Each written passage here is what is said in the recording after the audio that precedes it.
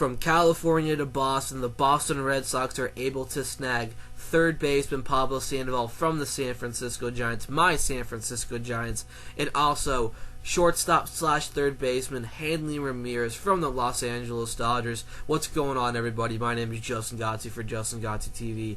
Like I said, and this is all breaking news, everything is confirmed. Pablo Sandoval and shortstop Hanley Ramirez are on their way to Boston to join the Boston Red Sox, and this is a crushing blow to both the San Francisco Giants and as well as the Los Angeles Dodgers. More than likely, if you look at the biggest impact, I would think that Pablo Sandoval leaving the San Francisco Giants is more impactful than, Hanley Ramirez is leaving, the Los Angeles Dodgers, because when you look into the San Francisco Giants farm system, we don't have an MLB-ready third baseman. The Giants don't have a legitimate third base prospect ready to make that big jump up to the major leagues right now. So that is completely out there. So the Giants will have to act fast and sign somebody to play third base, because the Giants just missed out on Pablo Sandoval. And I'm really surprised that Pablo Sandoval is joining the Boston Red Sox, because the Boston Red Sox just yesterday pretty much agreed to terms with Hanley Ramirez, and we were all expecting Hanley Ramirez to end up leaving the Los Angeles Dodgers to go play third base out here in Boston. That obviously is a big change of hands, because I've always felt that guys like Brock Holt or Xavier Bogaerts here in Boston will be the starting shortstop going into the 2015 year. But no, obviously that's completely wrong, with Hanley Ramirez and Pablo Sandoval both agreeing to contracts with the Boston Red Sox. So you can obviously ink in Pablo Sandoval over at third. But what does this mean for Will Middlebrooks? Is Will Middlebrooks going to end up being one of the a rising third baseman in this league to go automatically to a backup? Because you do have Juan Francisco, you do have Brock Holt, but that's still, is that still a toss-up? Is Boston going to end up parting ways or possibly end up trading away Will Middlebrooks? He does have a lot of trade value to him. Why not trade him away for some prospects? You do have the depth over at third base.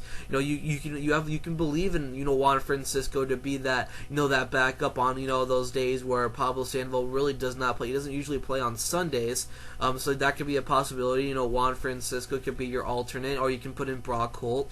And then when you look at shortstop, Xavier Bogaerts still needs a little bit more time to really adjust and hit hard in the MLB level, so learning from a Hanley Ramirez would really benefit him. So that's a great addition to right there. But you know what? It's really going to be impactful for the Giants right now. I'm not the one to come on here and just talk about my team, because they are the Giants.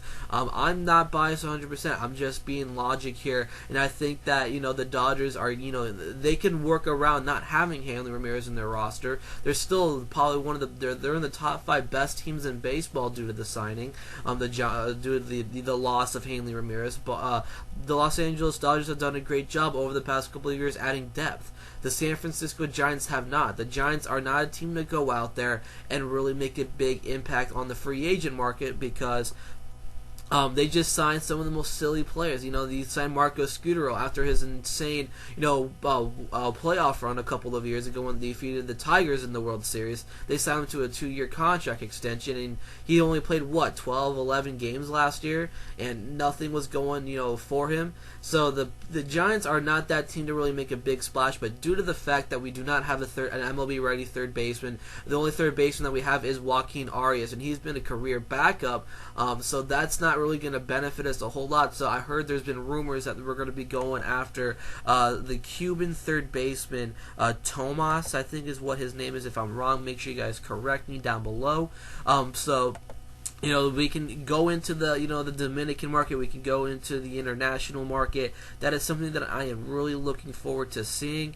And they really need to make a big splash. There's not a big, third baseman market as it stands right now. But, if the Giants are able to make a splash and going after Tomas, I think it's going to be the great option for them.